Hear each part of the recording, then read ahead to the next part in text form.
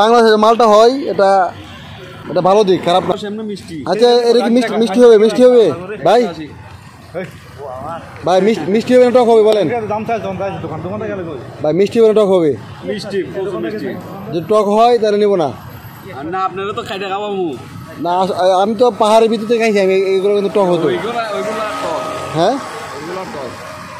যাই বাংলাদেশের মালটা হয় এটা এটা ভালো দিক, খারাপ না। ওইগুলো কি জামপুরা নাকি? না, আমরা পাহাড়ের ভিতরে মনে করেন আমাদের ক্যাম্পে মাছ আছে তো, পাহাড়ের ভিতরে ধরেন প্রচুর হয় এগুলো, প্রচুর। বেচা কেনা কেমন হয়? না, সাইজ তো মনে করেন ভালোই বড়, মোটামুটি একটা সাইজ কত হাফ পিস 250 গ্রাম ওভার হবে। হ্যাঁ, তবে বাইরের মালটাগুলো কালার হয়, বাংলাদেশের মালটাগুলো কালার হয় না, তাই না? এই জন্য দাম কম। দাম কত করে বলতেছেন কেজি? 180 টাকা। আচ্ছা, ঠিক আছে। ওইগুলো তো কালার মানে সৌন্দর্য, উপরে যে কালার সৌন্দর্য দেখে দামও বৃদ্ধি, তাই না?